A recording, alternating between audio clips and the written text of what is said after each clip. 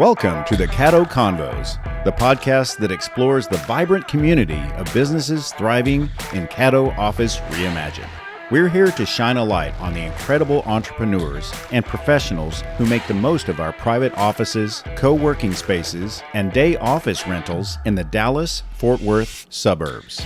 Join us as we share their stories, celebrate their successes, and dive into the benefits of working in a space that's close to home but offers so much more than working from home. Let's get started with today's conversation. Today on Caddo Convos, I'm joined at the Allen location of Caddo Office Reimagined with Tiffany Freeman-Scott of Bridged Connections Psychiatry. Thank you so much for joining me today. Yes, thank you for having me. Let's talk about your clients. Who do you serve? Oh, I serve moms mostly, postnatal, postpartum, thinking about having a baby, all the things. Most of my clients are women. I do see some men, and I do have a few teens that come in to see me for depression, anxiety, but the majority are women seeking mental health care. How did you get started in this? I mean, at a young age, you're like, I can help people. Tell me your life story, if you will, that got you to where you are today in your business. Yeah, I've been a nurse since 2006. And so I did like all the little nursing areas, home care, home hospice, labor and delivery. Never quite felt that was it for me. And so I went back to school, kind of teetered towards like, do I want to go to medical school? Do I want to go to NP school? Settled on family practice, and I did that for a few years, and I would get mental health clients come in, and I just wasn't comfortable treating them, which led me then to say, well, maybe I need more school. And so I went back to school to get more info and, sharpen up some skills, and I've been working in psychiatry since 2016.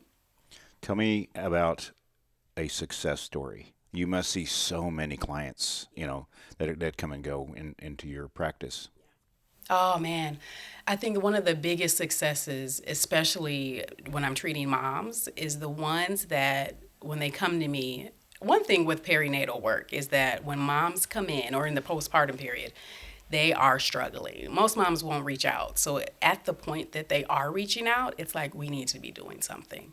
So if I can get a mom that goes from feeling so overwhelmed to like, I don't think I want to be a mom, I don't think I'm cut out for this, to then getting to enjoy the family and enjoy all the craziness that is with having babies, and feel okay and feel confident in their ability to be a mom and handle the stressors.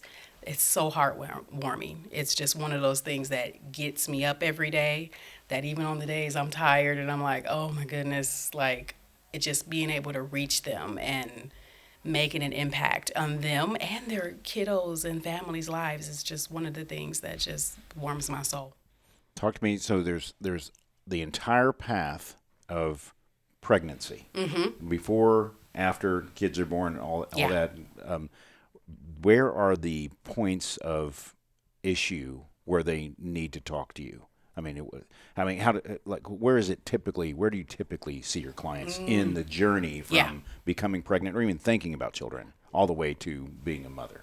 I really see them across the gamut. Because there are people who already have mental health challenges and want to become moms, and they're like, I don't know if I should be on medicines, which medicines are safe, and we'll have those conversations very candidly about like, this is what the science tells us.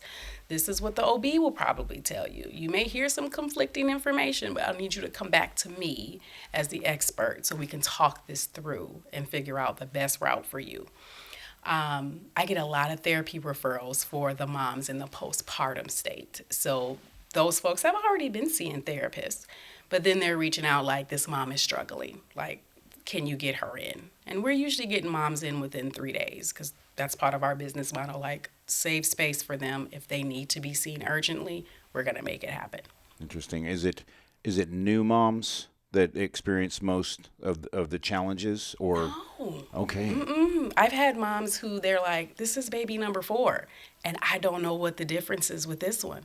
I've been fine. I've had some issues a little bit before, but this one is very different, and they're struggling. The husbands and the partners don't know what to do. And so I'm on the call with the husbands and the partners, like, this is how we can support mom right now. And some of the dads I see too, because they're struggling as well, just trying to manage it all and being the man in the house. That can be a big weight that sometimes is often overlooked. That's a follow-up question I was headed toward is the whole family, Yes. the couple. So tell me, basically, how do you address it when both members or even extended members of family need to be, as a group? Do you serve as a group or just you work with a group and individually? Talk me through that process. Sure. Yeah. So I see them individually. Okay. So I will see like the mom, and then the next day or week I will see the dad. So very individualized care. I don't share info. I just kind of, if they tell me something that the other person said, I just kind of take it and don't comment on it. But they each have their own journey. And so we're talking through, even though I'm the prescriber and I'm like, here's like sertraline, but we're also doing a lot of supportive therapy and working on some of those negative thought patterns that pop up, especially as being the new dad and the new mom and what all that means and all the demands that come. What is the typical engagement? Like how long do you see a client? Is it a month, a year, a week? What can people expect to, and because we're never healed per se, but what helps them, what is a typical, I think I've got this. They can always circle back, and they do. Yeah. It depends. So I will sometimes have moms in the postpartum period. If they're breastfeeding, they tend to see me longer. If they're not breastfeeding, things settle down. I mean, within a year sometimes, but I have people who I see longer. It just really depends on what their mental health history has looked like over the years. So that's a tough one. Sometimes most people stay in care because they feel like I found relief. I don't want to let this part go. But we also get to a point where people have been like managing and coasting. And then we talk about like, okay, well, it's been a year, 18 months.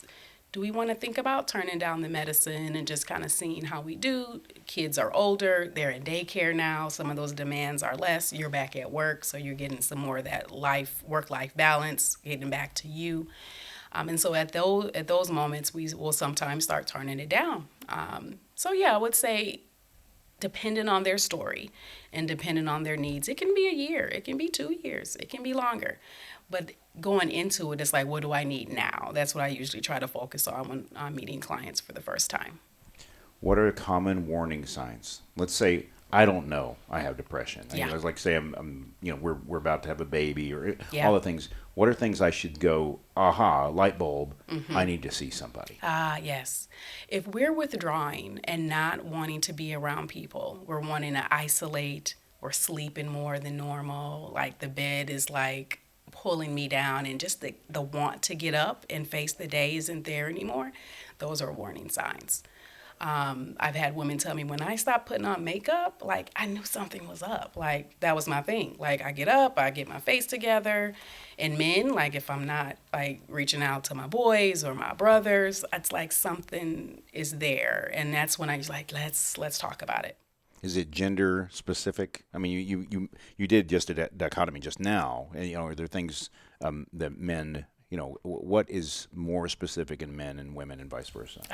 Men, I think, because they try to mask very well and they try to hold it all together. Men can tend to look a little bit more irritable sometimes when it comes to depression and like the weight of the anxiety of things. Women will sometimes look a little bit more sad. And I mean, but that's in general, it really depends. But if I speak generally, I would say women tend to be a little bit more tearful, more sad, and men can look a little bit more angry. And the other reason I'm asking is what to look for in your spouse, like how to recognize that your spouse may need help. Yeah. If you have to see the warning signs yourself, but if you're witnessing them. Absolutely. Interesting. You said you serve some teenagers. Yes. What is the common situation there, if I may? Yeah, absolutely. I serve around 11 and up, and most of them are depression and anxiety. And as a parent, what do you see are the signs so we can be on the lookout? Absolutely, yeah. Kiddos, especially when we talk that preteen, we're talking puberty starting to pop in, and so moodiness. But it's like this balance. It's like, we expect some moodiness from teens and a little bit rebellion, But if they're starting to like withdraw from friends and people that they used to like hang out with, or now they don't want to play lacrosse, or now they're not, wanting to go swimming, those are warning signs.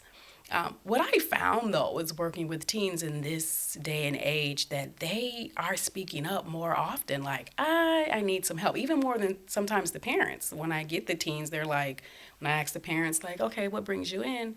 Well, Jimmy said he's been struggling. And it's very enlightening to see that they're being advocates for themselves and saying something is not right. I need some help. Excellent. And speaking of help, what's the best way to reach you? Oh, our website, www.bridged-connect.com. They can always call us, 972-994-1549. Awesome. Let's talk parting thoughts. What do you want future clients or just people that need to find someone like yourself? What would you tell them where they are now? I would say do not be afraid to reach out for help. Asking for help is not a sign of weakness. It's a sign of strength because we're realizing that I need a little bit more support right now, and that is okay. There are resources out there. There are providers who love what they do and are just here to really help you thrive and get back to living life. Tiffany, thank you so much for being on the Caddo Convos with me today. Thank you so much for having me. I appreciate the opportunity to share my perspectives on mental health and getting some resources out there for folks. Thank you for joining us today on the Caddo Convos podcast. A huge shout out to our incredible network of members for making our community vibrant and supportive. If you're looking to boost your productivity and reduce the isolation of working from home, consider joining us at Caddo Office Reimagined. Our spaces are designed to meet your evolving needs, support remote work, and foster a sense of community that's hard to find at home. Whether you're a startup aiming for growth, a freelancer seeking a professional setting, or a company looking to optimize resources, Caddo offers a perfect blend of flexibility and innovation. By joining us, you'll be a part of a dynamic business ecosystem that helps you thrive. For more information, visit caddooffices.com. Thanks for listening, and we'll see you next time on Caddo Convos.